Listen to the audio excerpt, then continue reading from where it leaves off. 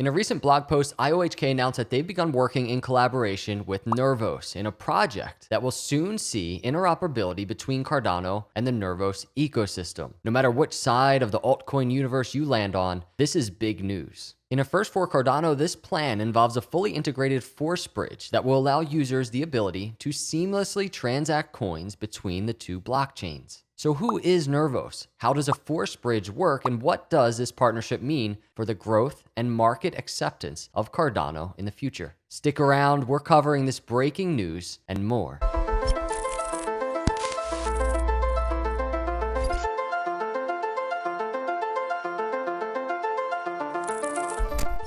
So who is Nervos and what are they trying to do?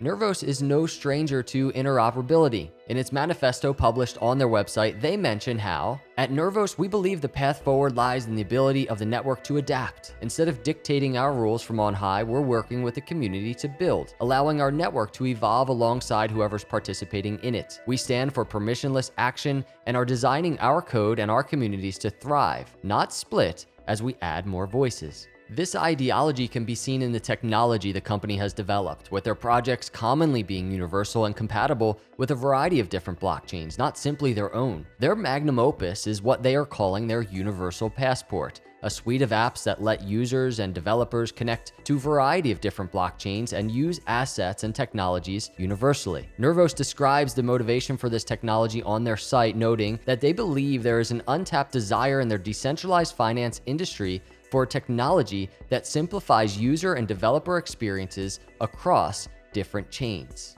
Here's what they had to say. The barrier to entry for users wanting to make use of dApps is extremely high. Using blockchain products means creating wallets that require mnemonics, public and private keys, and every time a user wants to utilize a new chain, the process has to be repeated from scratch. The user experience is inferior to even simple signature verification systems of internet products like fingerprint unlocking, Face ID, and direct payment from things like Apple Pay. Migration costs for app developers are also extremely high. Current app developers are facing performance problems or high gas fees on ETH 1.0.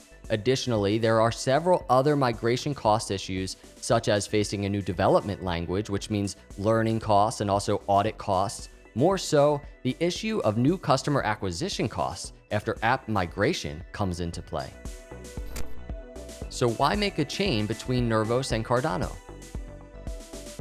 Well, they're no stranger to bridges, with their currently Ethereum-based Force Bridge being an efficient solution for using their CKB tokens interchangeably with other tokens. This bridge makes up one of the three primary components of the Universal Passport, working alongside the PW Core, a technology that allows developers to build applications on all chains, and Polyjuice, an Ethereum-based layer that allows developers to port smart contracts from the Ethereum blockchain onto the Nervos chain. They've expressed their interest in engaging with DeFi applications, which Ethereum has previously been known as being the de facto token to use. Now, as Cardano is on the verge of implementing smart contracts and a variety of other different DeFi applications, it makes perfect sense why Nervos would want to partner with Cardano. In a blog post regarding the bridge, Nervos expresses their desire to move away from Ethereum and direct their DeFi expansion towards Cardano. The first bridge outside of Ethereum to connect with the Nervos ecosystem, its completion will mark an important milestone for Nervos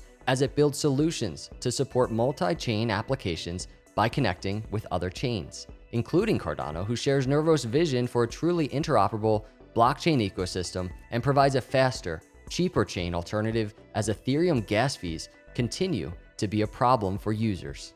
Now, for Cardano, this development will mark a significant milestone in the token's life. Throughout the 3.5 years that the network has been around, this is the first implementation of a cross-chain bridge. Building on Nervos' Force Bridge with Ethereum, this new bridge aims to reduce transaction costs across both platforms, while also removing the need for users to use different wallets to access the technologies on both networks. For developers, they will now have a larger user base and will be able to access technologies on either chain, letting DeFi applications expand significantly. Kevin Wang, a co-founder of Nervos, mentions the plans for a completely interoperable network. He said this: "Using the Force Bridge to link the Nervos network and Cardano is especially exciting, giving the relationship we have already built with IOHK. We have been growing our research and development partnership, but we will soon have a tangible bridge that will also showcase the power of the Force Bridge and push us further along the road to a functional and interoperable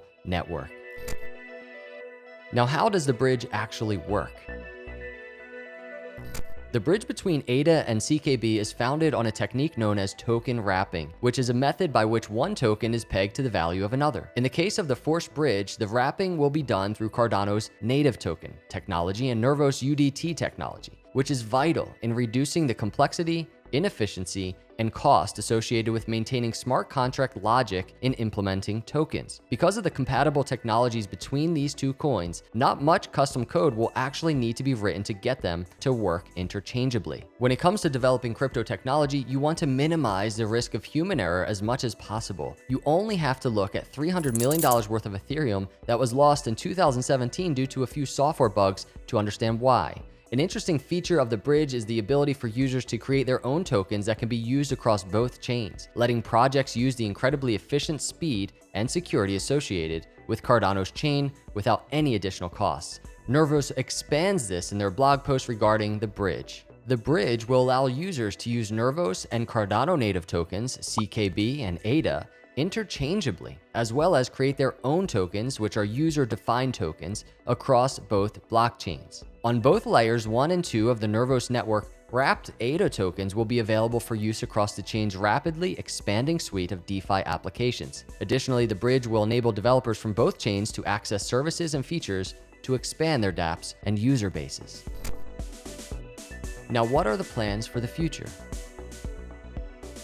While this bridge may be a big step forward in promoting interoperability between blockchains, it is the belief of both Nervos and IOHK that blockchains will only see complete acceptance from the public when they are not locked down into one specific blockchain or standard, and they can use any asset freely, regardless of which chain they're on. Roman Pellerin, IOHK CTO, expresses this sentiment. Bridges like this are an absolute necessity in order to ensure that users have a seamless experience. By connecting our communities and finding innovative new ways to work together, as we have been doing with Nervos, we can ensure that blockchain lives up to its promises of creating a fairer and more efficient global financial operating system. Now, this isn't the first time that the two companies have worked together on a project before. In December of 2020, it was announced that the two launched a research initiative to increase the security of smart contracts by making improvements to the unspent transaction outputs, or UTXOs, a method of accounting famously used by Bitcoin.